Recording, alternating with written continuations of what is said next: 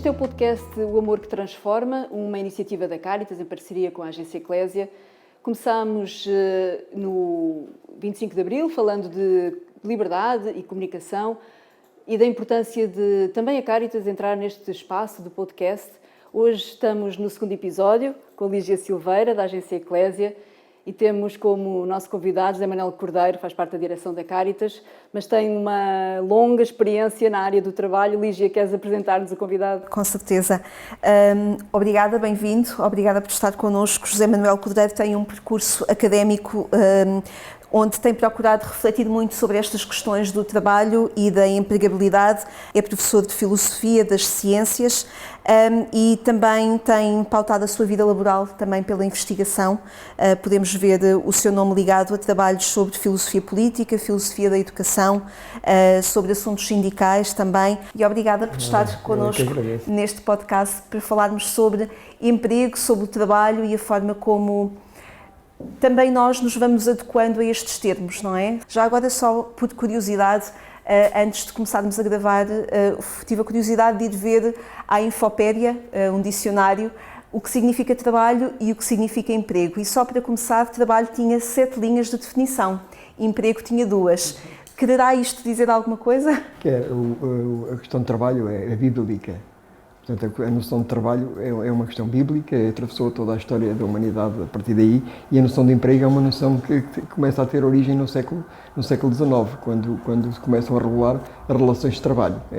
Começa a noção de emprego, ou seja, alguém que está a trabalhar por conta de outrem. Portanto, e aí começou a tentar regular-se, e daí, de facto, a história da noção de trabalho já vem dos gregos mesmo, os trabalhos e os dias, do Hesíodo, etc, etc. Portanto, há uma grande complexidade em relação à noção de trabalho. As máquinas, quando surgiram, é para produzir trabalho. O emprego foi algo que surgiu de importante para dignificar o modo como o ser humano trabalhava. Ou seja, é da doutrina social da Igreja a dizer que o trabalho e a relação... O trabalho não é, quando produzido por um ser humano, não é uma mercadoria. Portanto, ou seja, aí tem associado à noção de trabalho do ser humano a dignidade do ser humano. Portanto, as máquinas ultrapassam a noção da dignidade e o emprego serve, de certa maneira, e as relações de emprego para traduzir essa dignidade do trabalho no ser humano. É uma visão que eu tenho acerca da questão, e a doutrina social da Igreja também apresenta as coisas por isso. E estará o trabalho também ligado à forma como educamos os nossos filhos. Muitas vezes há as tarefas em casa, o trabalho em casa. De pequenino se pode começar a trabalhar e a perceber o valor do trabalho diferente do valor do emprego? Há muitos empregadores que dizem que eu também sou trabalhador. Isso é uma das questões que nós temos visto e vemos sempre que falamos de relações de trabalho, os patrões dizerem eu também sou trabalhador. Portanto, como lhe digo, o trabalho é uma das características inerentes ao ser humano. Ou seja, apesar de na visão ocidental, o trabalho é um castigo, foi o castigo dos deuses, porque nos portamos mal. Nas civilizações orientais não é visto como um castigo, mas será sempre algo visto como um prémio e como algo que dignifica a pessoa à ultrança. Ou seja, é através do trabalho que eu me faço vingar na terra. Na cultura ocidental há aqui uma certa relação de castigo. E quando nós dizemos, às vezes, falou nas nossas experiências domésticas, muitas vezes pomos os nossos filhos a fazer um trabalho como castigo. E esse não é a melhor solução. Ou seja, as pessoas têm que entender o trabalho como sendo algo que os dignifica e que também estamos neste mundo para o transformar. Ora, é exatamente essa a concepção de trabalho. O trabalho é transformarmos o mundo e transformarmos o mundo para um bem, para o bem. E nós, como cristãos, transformar o mundo para o bem-estar do nosso próximo, etc. Portanto, não devemos olhar o conceito de trabalho como um castigo e pormos os nossos filhos, agora vais fazer isto como castigo. Aliás, se vocês e nós tivermos em consideração, muito do trabalho que é feito nas escolas como castigo de se ter portado mal, é trabalho para a sociedade. Ora, trabalhar para a sociedade como um castigo, nós temos que rever estes conceitos, é um conceito que nós temos que rever. É engraçado ver esses momentos de lazer também como extensão do próprio trabalhador, no contexto laboral. num contexto em que o trabalhador tem outras vertentes da sua vida e em que se pode concretizar não apenas nas funções que lhe foram destinadas. Sim, mas as empresas, elas próprias promovem também, continuam também a promover esses espaços, né, o voluntariado na empresa, a relação, para que as pessoas se sintam bem no espaço que têm de trabalho. Isso é positivo para os trabalhadores ou limita também a sua iniciativa pessoal? Há muitos estudos hoje já sobre e é um tema muito recorrente, quando falamos em relações de trabalho e das pessoas ganharem mais e ganharem menos, ou estarem a ganhar muito e estarem a ganhar pouco, associam-no sempre ao conceito de produtividade. E há estudos e há avanços e há empresas em que, de facto, fazem interrupções naquilo que se chama horário de trabalho, portanto, em que está supostamente a produzir para momentos de lazer e de descanso dos trabalhadores. E, no fim de tudo isso, a produtividade dessas empresas aumenta. Às vezes, reduzindo o tempo de trabalho aumenta a produtividade. Portanto, ou seja, já há algumas empresas que estão a apostar no bem-estar dos trabalhadores durante as horas de trabalho. Agora, também temos de ter em consideração a tipologia das empresas, como é que são as empresas, e, de facto, em trabalhos muito mecanizáveis, ou seja, em, de facto, trabalhos, linhas de montagem, etc., é preciso outro tipo de organização. E começam a surgir algumas cláusulas novas que dizem que os trabalhadores podem ter direito a 3, 4, 1, 2, conforme dias para promover voluntariado. Portanto, começa a surgir, em alguns acordos coletivos de trabalho e em alguns acordos de empresa, cláusulas a dizer, portanto, os próprios sindicatos e as próprias entidades negociadoras a dizer estas empresas têm estes trabalhadores e deviam dar-lhes ou permitir-lhes que eles faltem 4 a 5 dias para trabalho voluntário. Portanto, isso é uma novidade que está a acontecer, mas é paulatino e vai acontecendo. Assim como há aquelas cláusulas para poderem acompanhar os filhos, etc. Mas esta tem um pouco a ver já com questões ambientais, com questões de voluntariado, etc, etc. Portanto, isso é interessante. Eu tenho um bocadinho, às vezes, a dúvida quando ouço falar e quando conheço alguns desses projetos em empresas, a dúvida sobre se o colaborador é livre de escolher o seu projeto onde eu posso fazer voluntariado porque quero, porque me apetece, porque me identifico com uma causa e faço... amplia até os meus horizontes. Exato. Ou faço porque isso vai valorizar o meu trabalho, vai valorizar a forma como o empregador me vê, ou seja, se esse voluntariado é assim tão livre quanto isso. Temos que ver duas questões diferentes. Aqui há duas questões diferentes. É aquele voluntariado que se insere nas horas de trabalho, ou seja, eu tenho um horário de trabalho e daquele horário de trabalho eu sou dispensado X horas para voluntariado. Aquilo tem que ser win-win, ou seja, as próprias empresas também fazem publicidade disso. Claro. Também se sentem bem. Nós até dispensamos os nossos, e agora um conceito de colaborador, é um conceito que do ponto de vista sindical em Portugal não é bem visto, o conceito de colaborador. Não é o meu caso particular, porque de facto, do ponto de vista cristão, colaborador é mais abrangente do colaborador, porque colaborador é aquele que trabalha em conjunto, trabalha coletivamente. Aqui há outras conotações em Portugal sobre o colaborador e o colaboracionismo, mas, portanto, sindicalmente, e depois vem-se argumentando, inclusive, que o código é do trabalho, não é dos trabalhadores, etc. Portanto, são aquelas questões.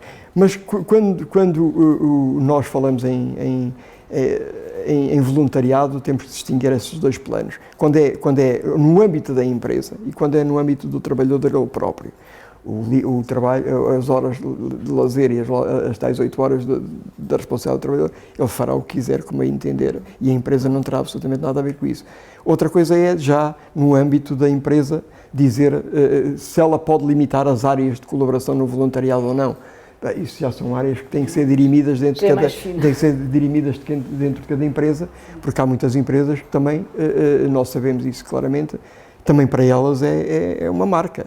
Sim. É uma marca. E para as organizações, e nós na Caritas temos essa experiência, também é muito benefício. No caso por exemplo, em caso de empresas de cariz sueco, e no mundo sindicalmente falando sueco e de relações de trabalho suecas, eles valorizam muito o trabalho. Quando pedem um trabalhador, ou no currículo pedem sempre e veem sempre a sua relação com o voluntariado, como fazem, inclusivamente as mulheres que são mães têm mais potencial de empregabilidade do que as que não são, ao contrário do que se passa em Portugal, etc. Portanto, tudo isso tem a ver com o modo como a sociedade e as empresas valorizam esse trabalho que é para a sociedade.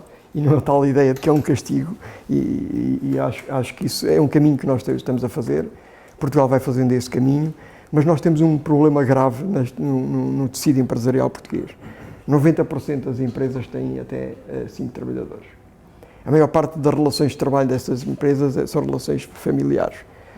Um desses trabalhadores, imaginemos uma pequena empresa com 5 trabalhadores, e dispensar uma pessoa até para as questões de maternidade e parentalidade, as empresas queixam-se que é logo, quer dizer, estamos a falar de 20% menos trabalhadores. E aí, nesses quadros de empresas familiares, falamos do valor do trabalho ou do valor do emprego? Porque depois aí tudo mistura-se muito, tudo se toca muito, não é? Exato. E aí, se nós formos ver, analisar os dados da Segurança Social, muitas vezes a pequena e média empresa é um empresário em nome individual que se auto-emprega, portanto, e que não há aí uma relação de trabalho regulada por um trabalhador por conta de outrem. Porque, na verdade, há ali uma relação de trabalho, mas como sou indicado como trabalhador por conta individual, perco todos os direitos enquanto empregado, enquanto uma pessoa que está dependente de outra. E o que acontece é que muitos empregadores desses acabam por descontar para a Segurança Social muitas vezes os mínimos possíveis. Portanto, e depois mais tarde vai-se refletir também na segurança, na velhice, etc. Portanto, é um mundo complexo, esta da relação de trabalho, e quer queiramos, quer não, a relação de trabalho em Portugal são reguladas pelos 2 códigos. O Código de Trabalho normal que nós conhecemos para o setor privado, e depois o Código de Trabalho em funções públicas. São esses os trabalhadores com todo o outrem. Tudo o resto não são considerados trabalhadores, mas não empregados, nesse sentido. Mas um trabalhador não é necessariamente um empregado, mas um trabalhador é necessariamente sempre um trabalhador.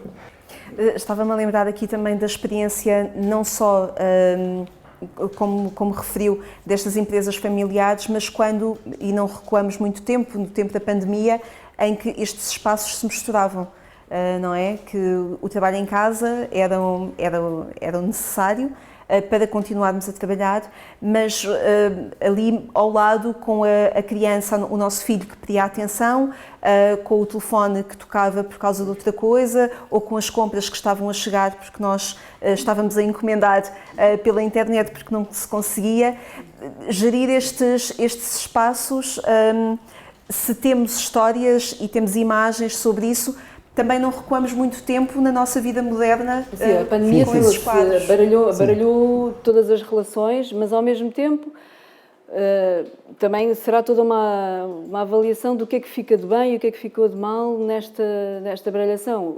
Hoje não olhamos para o trabalho da mesma maneira. Uma das coisas importantes que trouxe logo à partida, para já, muitas das fragilidades que nós tínhamos nas nossas relações de trabalho. Outra, alguns prioridades tínhamos em relação ao teletrabalho, ao trabalho à distância, etc., porque a relação não houve bem um teletrabalho, foi trabalho feito em casa, do ponto de vista jurídico tem essa diferença, porque mas permitiu fazer grandes avanços e olhar para o mundo e para alguns setores com outros olhos.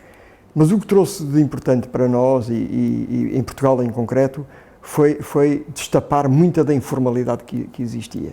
Ou seja, muitos trabalhadores estavam no setor informal, sem nenhuma relação com a Segurança Social, sem descontos, e depois muitos dos subsídios que foram surgindo tinham que ter uma relação qualquer, ou com a Segurança Social, ou com o Instituto de Emprego e Formação Profissional. Portanto, essa informalidade veio ao de cima, e houve muitos trabalhadores a descoberto do ponto de vista de garantias sociais. Portanto, evidenciou-se a precariedade. Evidenciou-se muito, e o que está a acontecer é que, de facto, a posteriori, ou seja, neste momento agora, muitas dessas pessoas foram trazidas para a formalidade nesse aspecto. Portanto, isso foi um avanço de segurança para essas pessoas. O caso dos artistas, esse foi o caso mais flagrante.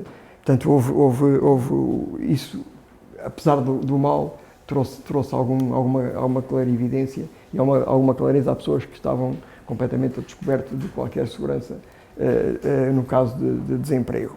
No que toca às relações de trabalho, a única coisa que veio trazer foi um boom e eu até na altura chamei a um frenesim para legislar sobre o teletrabalho, sem estudos pouco fundamentados, e depois apareceu um inquérito, afinal as pessoas, quando se apercebem de que é verdadeiramente o teletrabalho, não é bem aquilo que estavam à espera que fosse e não é aquilo bem que queriam.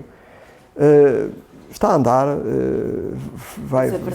não vai ter marcha atrás. Não vai ter marcha atrás. As gerações mais novas veem o trabalho, o local de trabalho e a deslocação ao trabalho de uma forma completamente diferente. Sim, as gerações mais novas, nós vamos sempre um bocado por arrasto.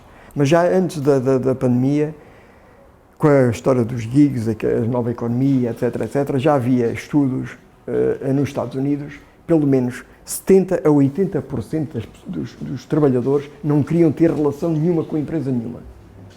Não queriam ter nenhuma relação, queriam saltar de empresa para empresa e irem trabalhar quando quisessem. Portanto, isso começa o que vai acontecer, aquilo que por contágio acaba por acontecer, agora como estava a dizer, que os jovens já não querem estar ligados a uma empresa, querem fazer aquilo que lhes apetece fazer, quando lhes apetece fazer, no momento que lhes apetece fazer.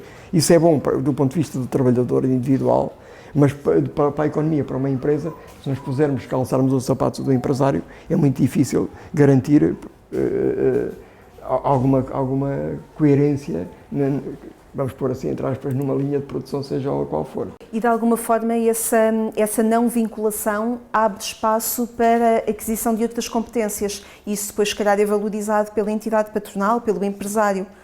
Sim, este é o ano europeu das competências.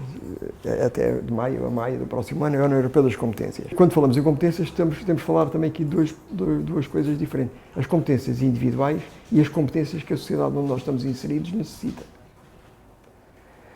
Do ponto de vista, eu como representante dos trabalhadores, eu tenho que pensar seriamente, à partida, as competências devem ser aquelas que o trabalhador em concreto entende que devem ser aquelas que ele quer. Mas como cidadão, e todos nós como cidadão, não é? Queremos pensar, vivemos em sociedade e a sociedade precisa de um leque enorme de competências. Se todos apostarmos nas mesmas competências, vamos ter um problema estrutural, vamos ter um problema social. Portanto, quando nós falamos em competências individuais, nunca podemos pensá-las separadamente das competências coletivas, as competências que uma sociedade deve ter ao seu dispor.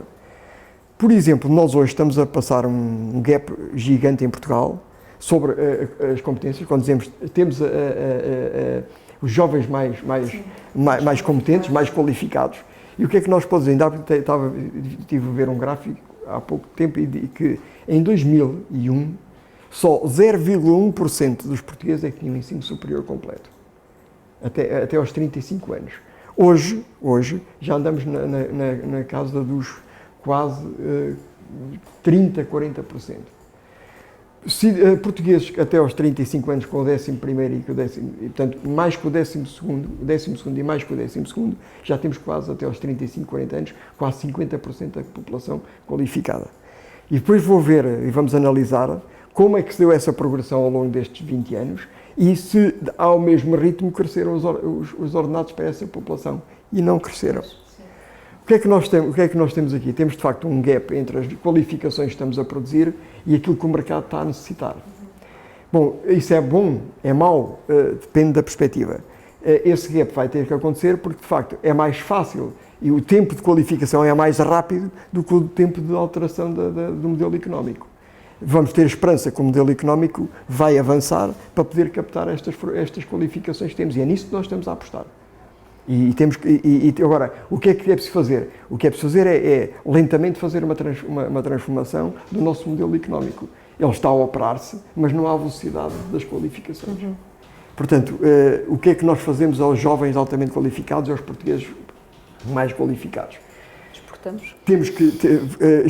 E quando nós falamos em exportar trabalhadores qualificados, também temos que olhar para a história de Portugal. E eu costumo dizer sempre, eu até pareço um chato com esta matéria, que até já me envergonho de dizer isto, porque eu digo isto sempre nas mesmas circunstâncias.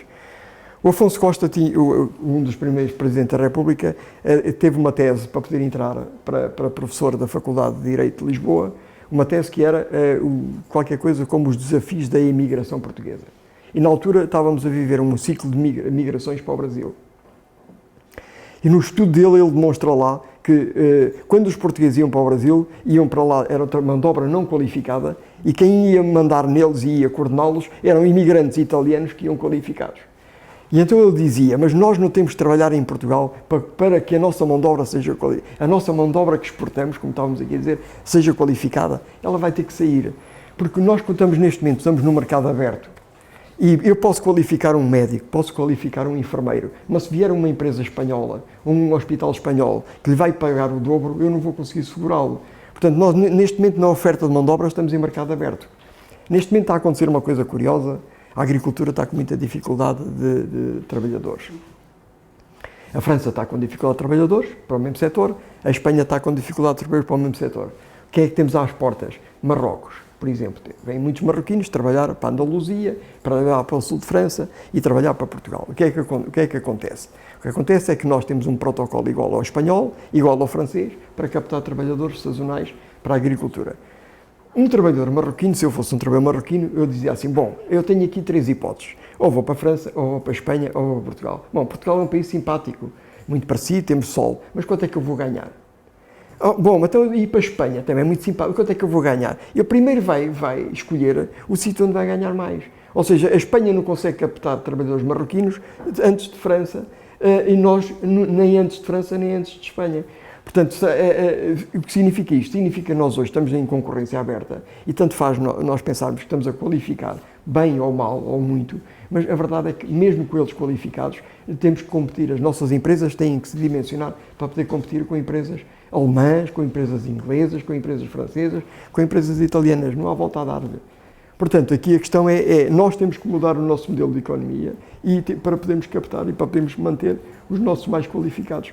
Agora, se os não conseguirmos manter, com que direito também cortamos as asas a um português que pode ir ganhar 4 ou 5 ou 6 vezes mais? É um mundo complexo e o mais importante sempre neste mundo complexo é o domínio da informação.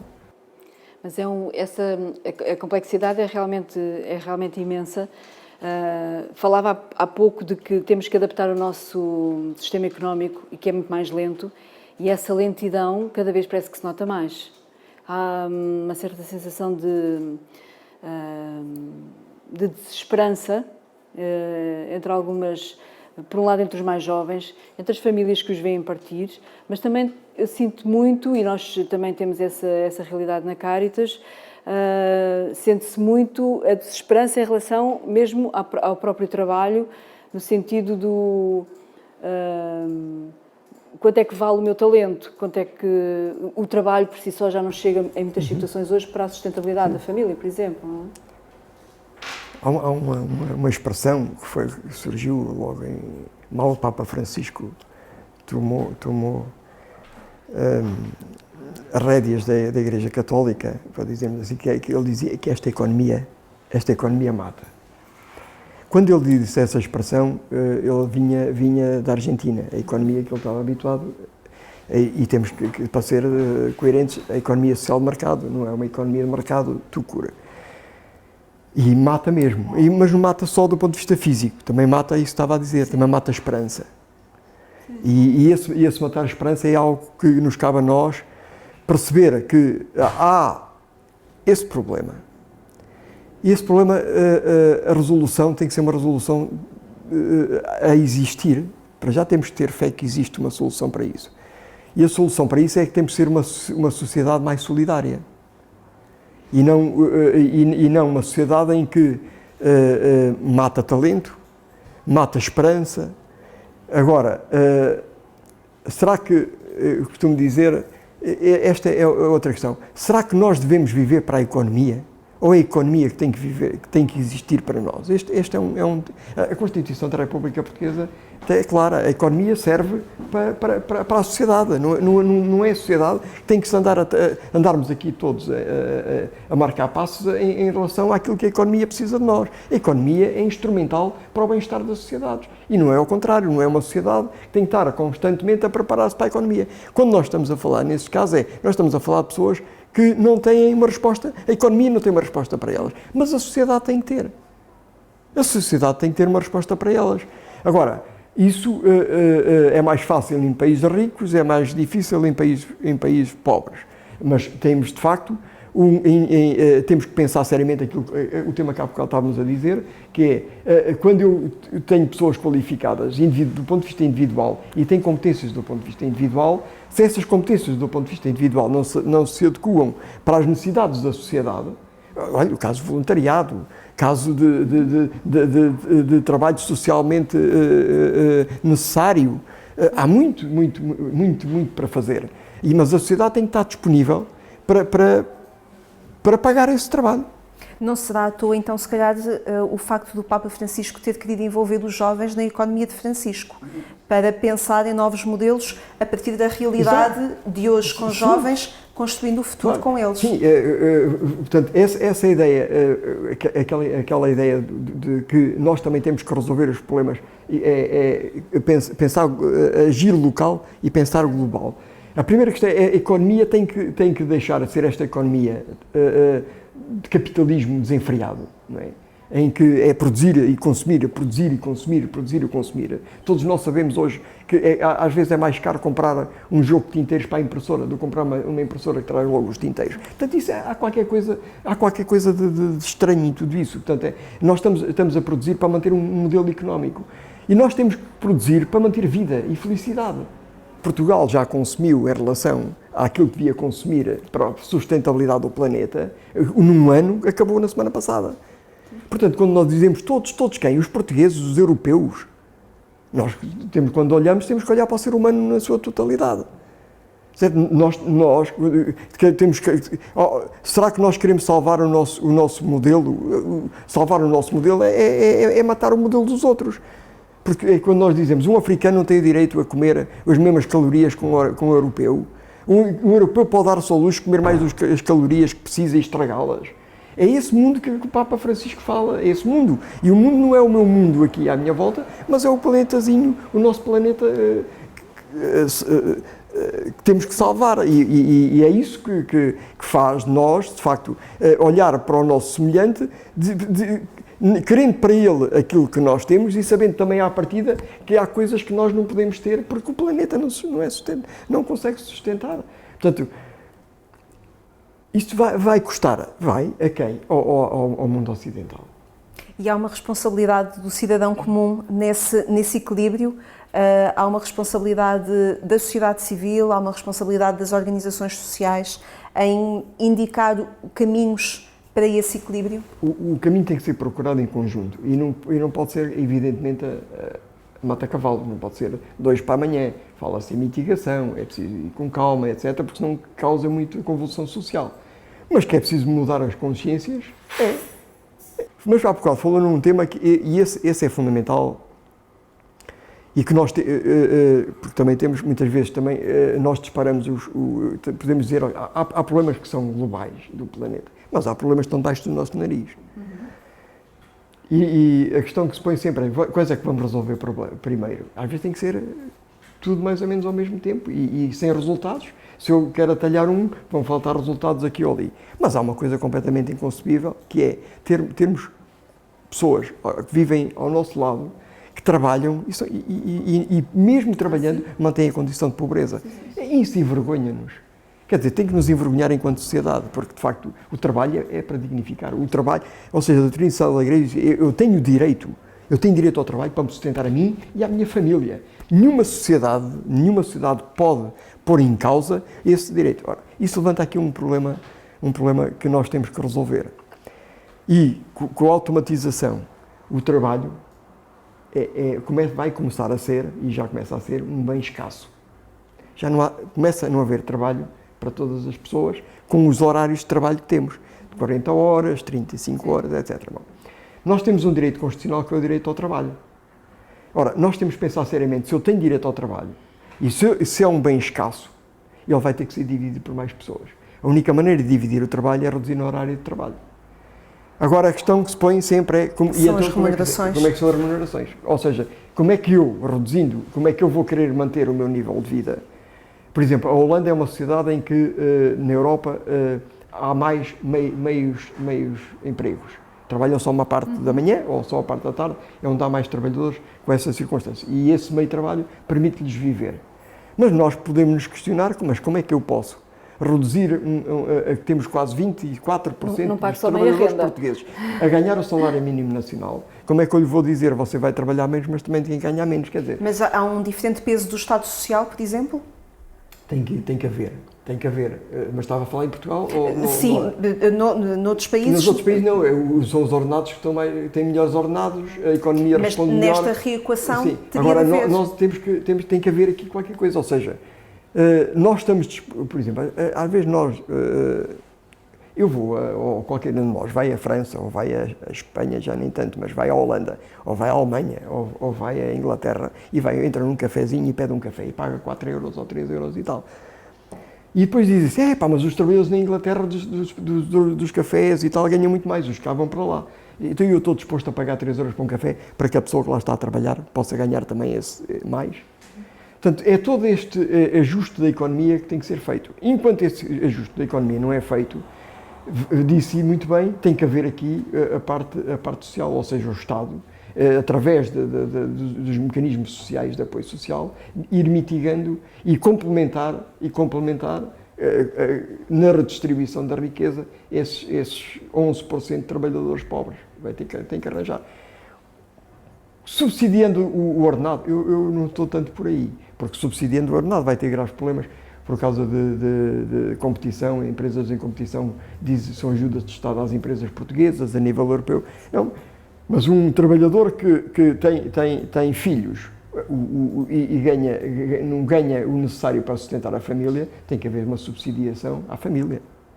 E essa subsídio à família é independentemente de quanto ganha o trabalhador ou o trabalhador. Temos de decidir qual é que é o mínimo socialmente justo para que uma família possa viver em condições de dignidade. E que essa é que é a questão fundamental, ou seja, como é que nós criamos um tal Estado social em que as pessoas trabalhando e as que não trabalham exatamente pela sua condição social, da doença, disto ou aquilo, mas aqui estamos a falar das pessoas trabalhando e ainda assim mantêm a condição de pobre. Isto tem que ser alterado e tem que ser alterado significativamente, mas é uma calamidade com que nós temos que acabar e porque de facto envergonha termos pessoas a trabalhar e ainda assim manterem a condição de pobreza e envergonha de facto também termos um país em que 23% dos trabalhadores recebem o salário mínimo nacional, portanto o rendimento mensal garantido. Portanto há caminho a fazer. E penso que nós estamos num bom caminho, porque apesar de tudo, nós olhamos muito para o lado, olhamos muito para a Espanha, para os países que competem diretamente connosco.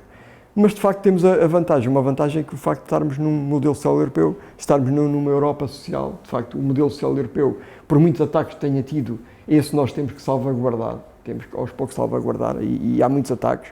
O ataque que teve com a globalização, todos os ataques, mesmo esta guerra da Ucrânia, não é uma guerra meramente bélica, é também económica. Portanto, há aqui muita coisa em jogo. Portanto, e acho que nós temos muito trabalho pela frente. Aqui, no caso da Caritas também, temos muito trabalho e essa bandeira de que não pode haver trabalhadores pela condição de serem trabalhadores, mantenham a condição de pobreza, quer dizer, envergonham-nos a todos coletivamente. É preciso tornar isso como consciência coletiva. E a comunicação social também tem um papel. A comunicação social, eu estava a pensar também na educação, não é? Sim. Na própria forma como ainda hoje se propõe Sim. aos jovens a forma como escolhem o seu curso, sim. ou a sua formação sempre, académica. Exato. Não muitas vezes pelas necessidades sociais, como há pouco temos estado a falar das competências, mas porque essa é outra área que nós temos.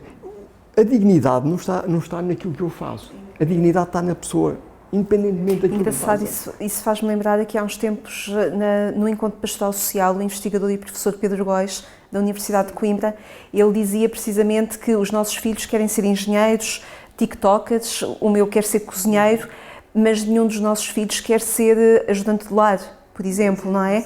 E isso tem a ver com o reconhecimento, de facto, na sociedade, por parte dos empregadores, de funções essenciais para o bem-estar e para o bem comum. Eu penso também que por aquilo que nós já falámos aqui, há um cruzamento, há uma ideia, os jovens estão a mudar muito a sua mentalidade, o modo de encarar, o modo como se entregam à sociedade, o modo como fazem a gestão da sua vida. Há uma coisa que diz assim, as pessoas podem ficar de fora, mas não podem ficar para trás. Portanto, podem ficar fora, não da carruagem, mas, ou dos bancos, mas têm que se manter na mesma carruagem. Portanto, não podemos abandonar ninguém. Portanto, temos que criar estes mecanismos de não criar mais pobres e mais desesperança, pelo contrário. Sim. Temos que criar mais esperança, sabendo à partida, e também muita gente começa a dizer que os nossos filhos vão ter menos condições do que tiveram os pais. Eu não sou desses que pensa nisso. Eu não acredito nisso, exatamente porque os modelos de felicidade têm que se transformar nos nossos filhos e nos nossos netos. Se calhar começa a haver uma certa mudança. E essa é a esperança que também que o Papa Francisco diz e que quer implementar nesta juventude, que é, para mim, na perspectiva da frugalidade e da alegria e do bem-estar social e não do bem-estar material. Eu nem sei o que é isso do bem-estar material em situações de guerra. O bem-estar material é o pão e o alimento de cada dia. É isso. Não Obrigada. sei se correspondi às vossas expectativas. Acho que esta reflexão também é muito o objetivo deste podcast.